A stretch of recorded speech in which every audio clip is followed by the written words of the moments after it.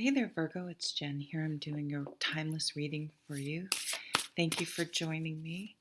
I haven't been posting very regularly, and it actually may get even less because I have some other things going on. But I'll do my best to get out here. So for anyone that's new, welcome. Anyone that's been following me, thank you. Thanks for your patience. Appreciate it. Let's see what's going on for Virgo. I almost said Libra. Hope I didn't say Libra before, but if I did, this is for Virgo, but I'm getting a Libra connection. Now, of course, when I am taping this, we are in the time, will be at the end soon of Libra, around the 20, I can tell you the exact, September 23rd, and then we have the Libra new moon on the 25th, I believe. We'll be in Mercury in retrograde. And I know I said this is timeless. If you're watching this a year from now, think back to this time period when these things were happening. What's going on? How is that influencing what's going on in the present?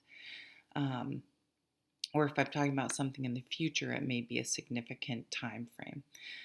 All right, let's look at the bottom. So Virgo, we have an Eight of Cups. On a very, very mundane level, you could just be moving. I never read this card this way, but this picture, but really it's the emotion. This is Cups, right? The emotion that goes into leaving. Like, why is she leaving? Why did she have to move?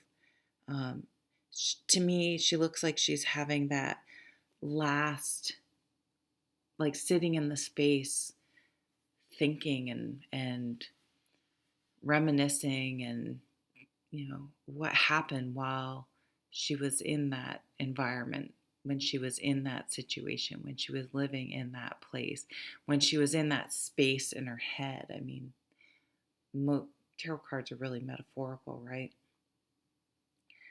And the Eight of Cups is like, I gave it my all.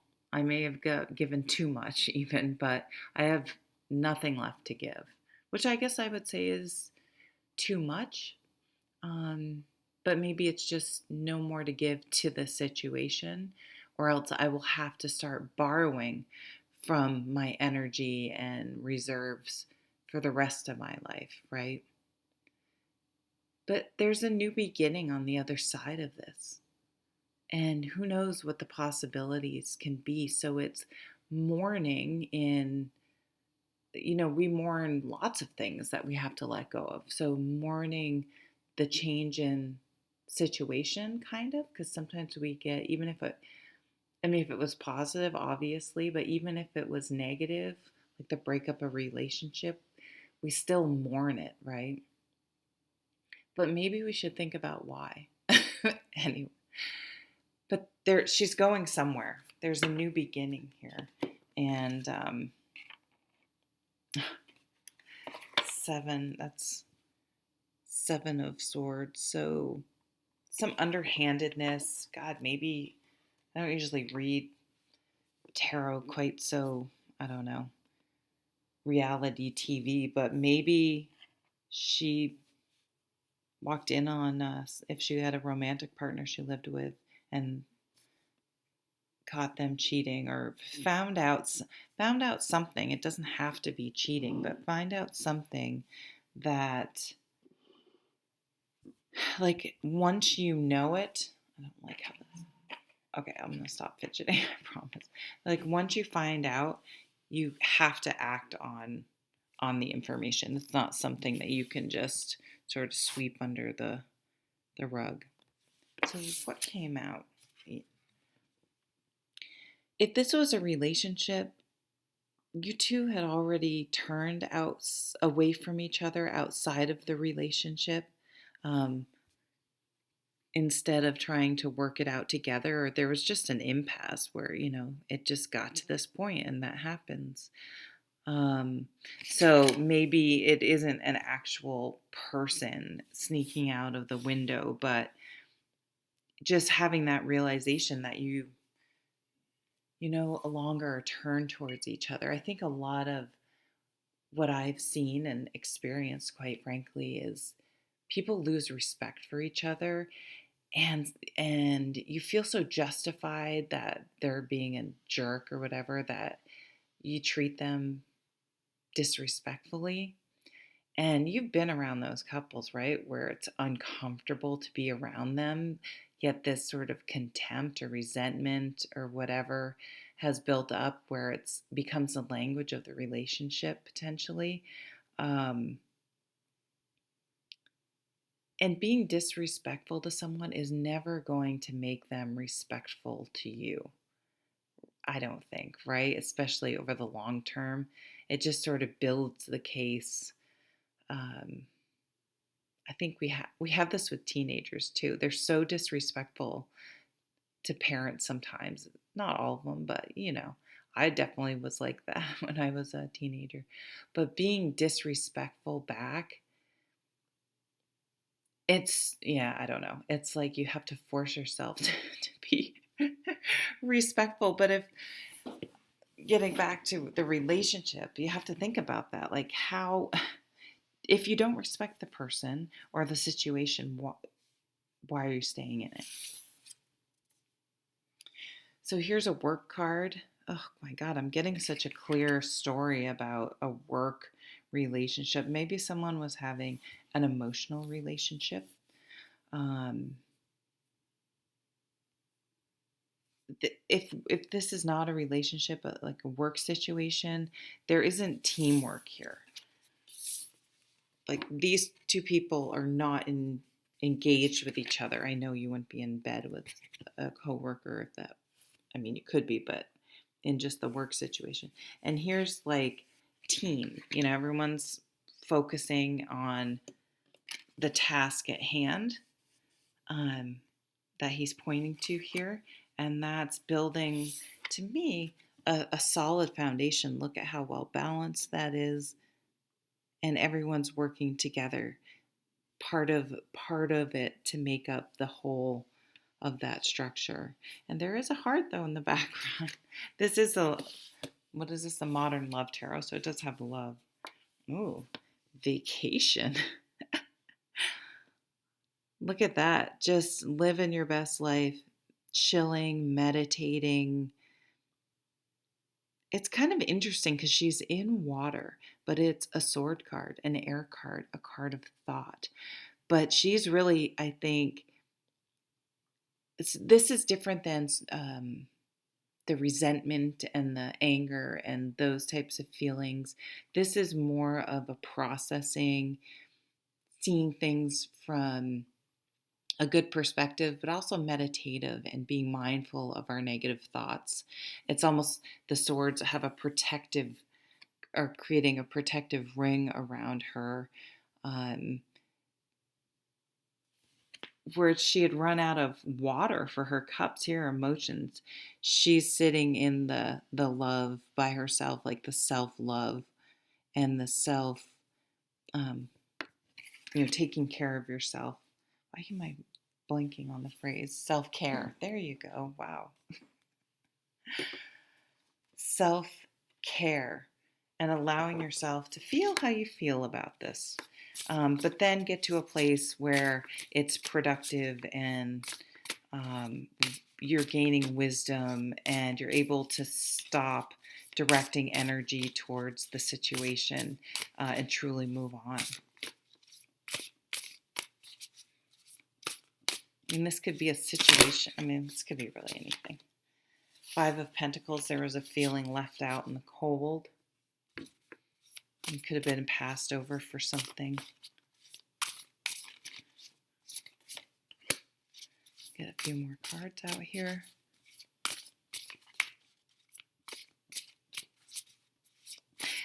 This card also reminds me of like having a last final party.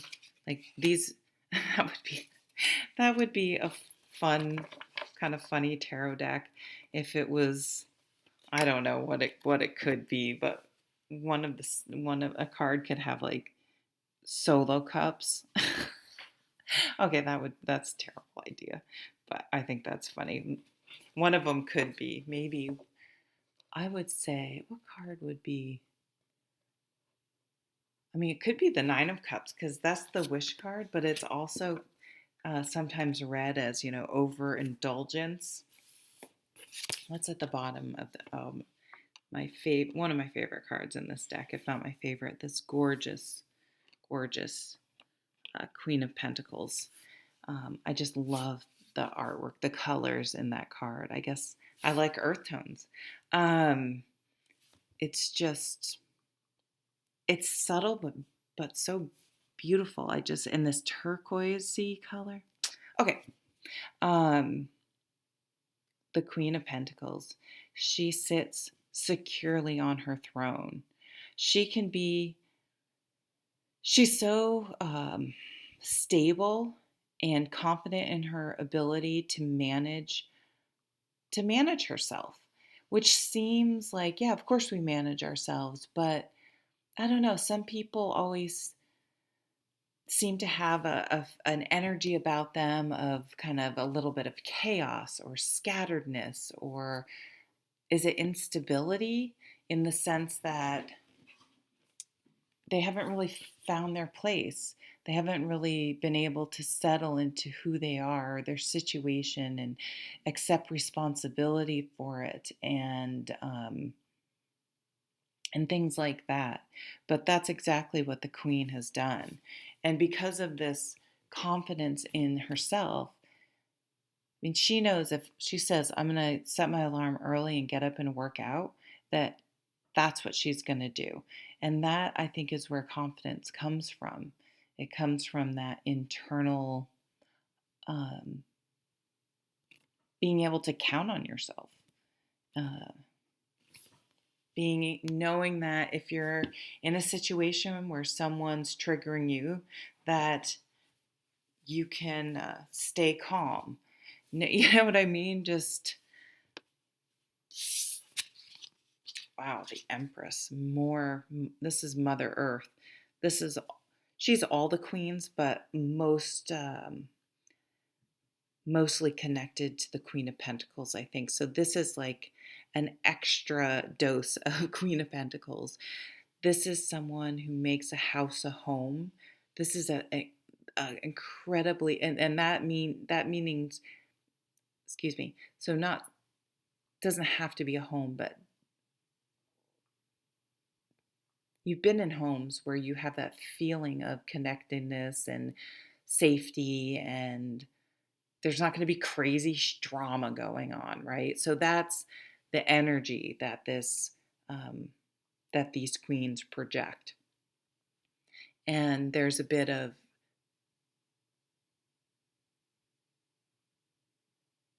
nurturing and groundedness. This is a very fruitful time with the Empress. Whoa, I'm just seeing this. Something about a pregnancy. It's hard to have a baby if you aren't talking to each other or connecting. I don't know. Okay, so that may be for someone. I'm not going to pull on that thread. It's a very fruitful, abundant time.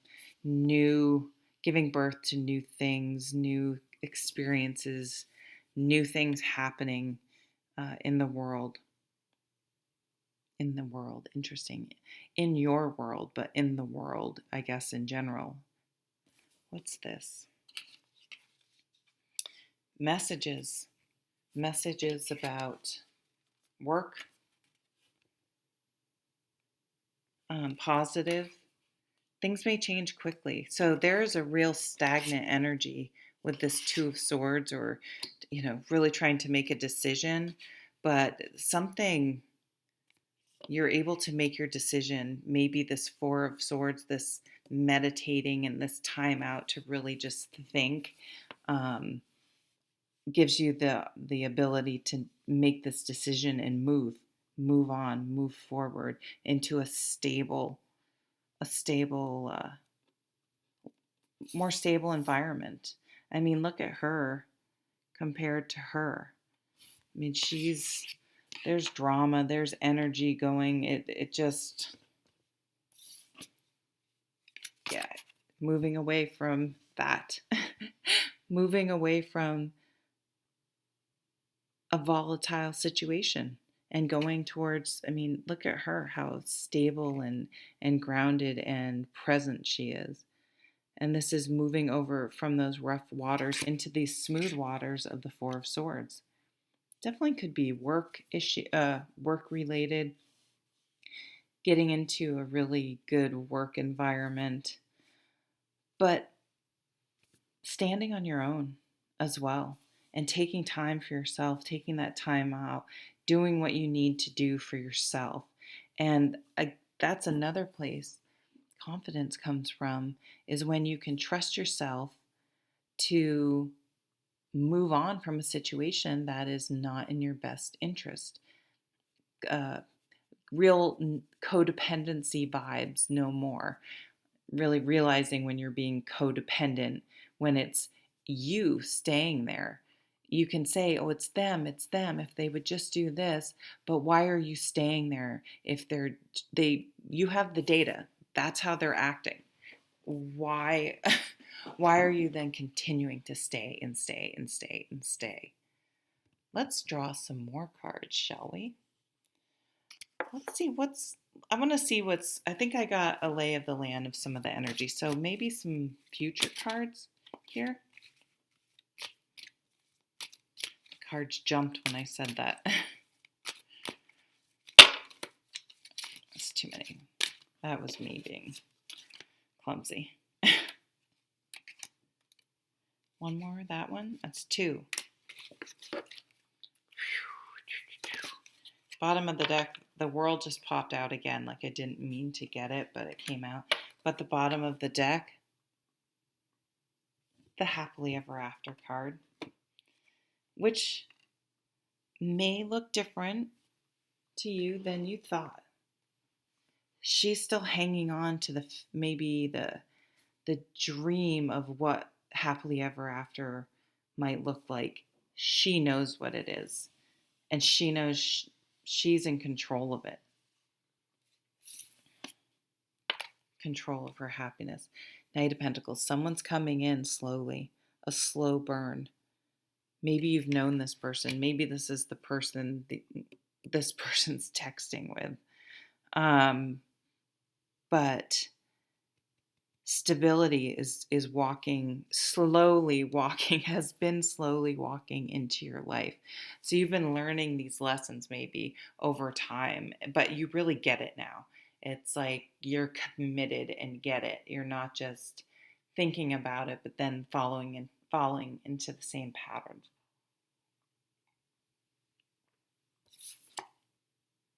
Knight of Swords. Yep, that shift in thinking, that shift in perspective in your brain, that's what allows this to happen. You had to get over some hurdle in your mind, this stagnant Two of Cups energy, and then this meditative energy, like what's really below the surface? What's really behind my reactions?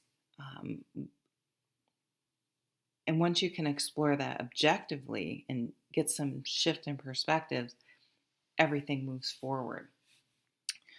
A whole new phase in your life is coming. So you're wrapping up. Yeah, look at that. You're moving away from the Ten of Swords. Moving away from a toxic situation. You can see, if we put it this way, you've just gotten to a point where you're done.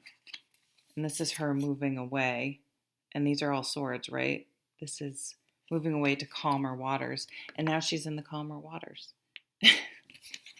And it's kind of that easy, that hard, and that easy, right? It sounds easy, but it's really hard. But then you realize if you just put your mind to it, it's easy. But you have to, yeah, it's easy, but you have to get over so much of our own crap and bullshit and things that hold us back and keep us in situations way longer than we should be. So easy, but not really. Five of Pentacles.